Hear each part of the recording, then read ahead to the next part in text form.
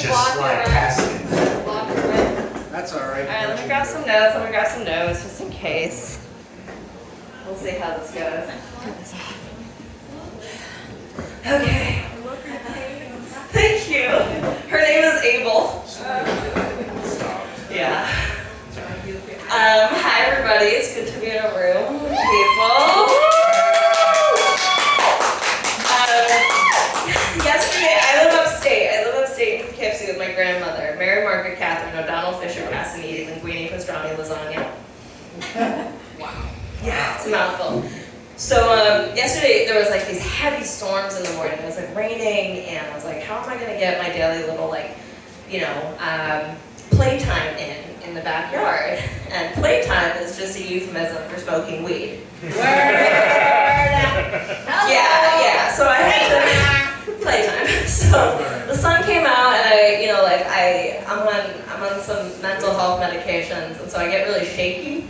So I'm like trying to like roll my weed, and like it's going everywhere, and like I have my little station set up. I'm very like diligent about like keeping my weed away from my grandma, even though I hope to show her this video because she confronted me this morning. She was like, "Why have I never seen any of your comedy?" And I was like, "Probably because I talk about dicks a lot." Right?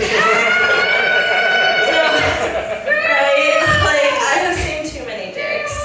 I really have. My 20s was like just a deluge of dicks. You guys ever think about oxymorons like military intelligence? Yeah. Oh my god.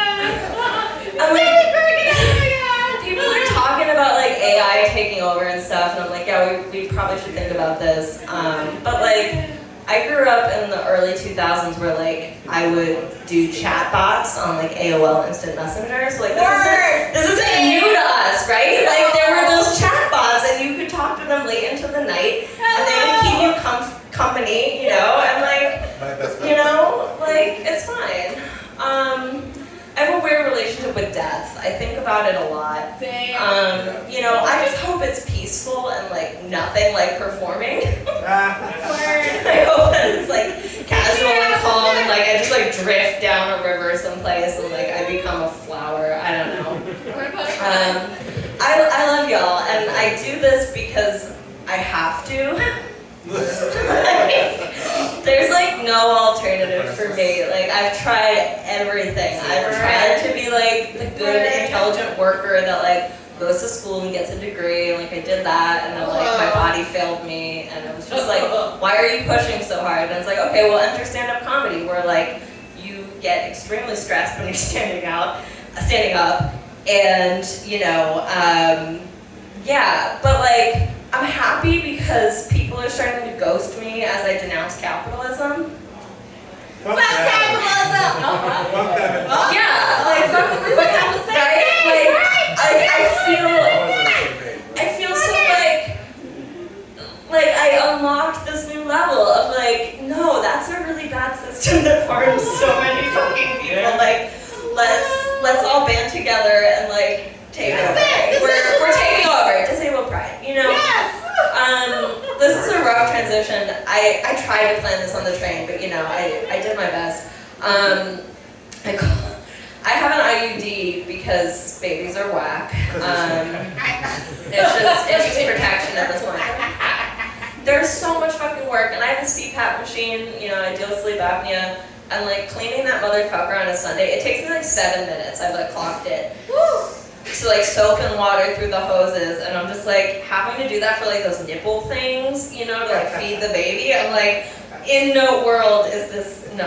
So I have an IUD. It's my own personal coat hanger. Damn right. It was designed to last 3 presidencies, but it will not last a dictatorship. So I gotta like fast track into the hysterectomy, right? Hello. Yeah. When you're in the bathroom, and it's very important for us in this room, they have those emergency cords. Well, my IUD strings, they came out in my hand. And I won't tell you what I was doing. We won't go there. But I brought them into my doctor's doctor's office and she was like, "You're the second person today. You know, this full moon shit is real. You know, like you're the second person coming in with like IUD strings in your hand. What the fuck?" So like we know from the Bible that like 7 is this like magical number, right? And I'm gonna talk about why it's such a magical number for me. You got your 7 deadly sins, your 7 days of the week. They say that every 7 years your body like regenerates all new cells, which is kind of cool. But for me, it's the credit bureau. It takes 7 years to discharge a bankruptcy. Hello. Yeah, so I'm coming up, I think we're coming up on 5 right now, and I'm just like, ooh, we can make it, we can clear this credit report. Your FICO will not be a fuck you. But right now it's a fuck you. It's pretty low. I don't think that anybody who has tattoos actually wants to die because they want to like show off their tats. They just want to like be alive, yeah, right? Like I have mine on my arm, so like when I get blood drawn, I can look at my tattoo and think to myself, why did I do this to my body? I want more. I want more. Give me more. This point is too late. What's that? About this. I go back and forth, you know, like, I'm definitely disabled, but I also think it's just like a manufacturer's defect. Hello. You know, like, it's just like, What you doing, dude? yeah. Let's see, I can't even read this. Okay, so like, you've got these people like aforementioned people who are like, oh, we love capitalism, like it works, we're afraid of socialism, like helping people is bad. But like, it's hard to tell like, I have a really hard time with this, I call it a profession, but you know, it is what it is. I'm doing it right now, we're here, Yeah, doing it. We're doing it. But like, I find it so hard, like the jokes do kind of write themselves, but it's also hard to like be a comic and like a clown in a world that's like so on fire.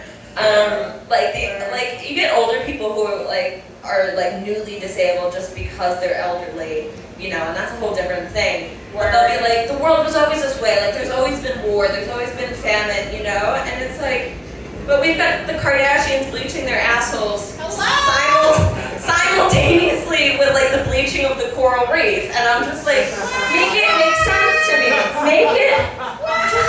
Please just somebody make it make sense, because I'm so tired. I'm so fucking tired. Like, why do they need another show? They don't need another show.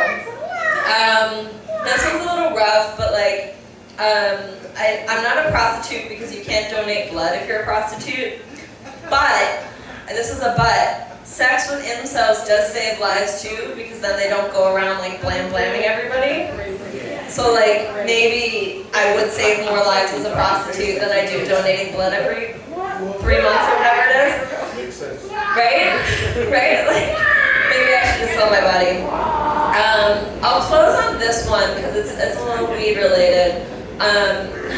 This guy that lives upstairs from my aunt, he invited me in under the pretense that he was gonna give me some weed, and I was like, cool, yes. And then he asked me where my boyfriend was, and I was like, this is taking a weird turn. And currently, I don't know my relationship status, which sounds weird, and it is weird. It's not what you got. Sometimes it be like that, you know. It's really confusing, you know, like, so to put it in context, my love, who I consider the love of my life, went missing in January. He's just like wandering around, like, I shouldn't feel personally responsible, but like, I did kind of like leave him in Los Angeles to like live a comfortable life with my grandmother, and now he's like in the wind. And so like, I send like meaningful texts every day, and I'm like, maybe he just straight up blocked me and doesn't want anything to do with me, and I should like take a hint, but I'm like so in love. Has he responded? Do we need to like send a We're working on it. His brother's on the ground, like people are on it that aren't me, so I'm just taking a little break. He'll be fine. He's a precious gem, you know. So I everything hurts all the time. But like the first summer I moved to Los Angeles, we made love in this like dodgy hotel I was living in. But meanwhile, I had knee braces on, and I had taken from his freezer frozen bags of broccoli and shoved them into my knee braces because Los Angeles is like, it's a hot motherfucker out there. Like it is hot. So I had these like we called it my broccoli knees, and he thought it was so sexy, and I was like, oh, somebody who loves me for my disability. But you know, it is what it is. Maybe we'll be together, maybe we won't. But so he was like, this guy asked me, he's like, where's your boyfriend at? And I was like, oh, missing. And and he was like, okay, and he was like, well, like you deserve a kiss, and then he kissed me, and I was like, what the fuck is happening? Like, why is this man kissing me?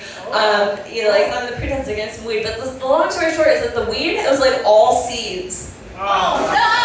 That's Like, it was like a weird, awkward kiss, and like I visit my aunt all the time, so like I like go in there and I'm like creeping around, like, you know, I'm gonna run into him again at some point, and like I don't know if he like addressed the fact that he like lipped me and then like handed me this bag of like trashy seeds. And like it wasn't, I smoked what I could, and it wasn't good, so I was like, I don't even want to grow this. Like, what is happening here? Okay, you guys have been a fantastic crowd. Thanks for sticking with me. I know that was a whole journey. You're fantastic, and I love you a lot. I love you so much. Oh my gosh, we need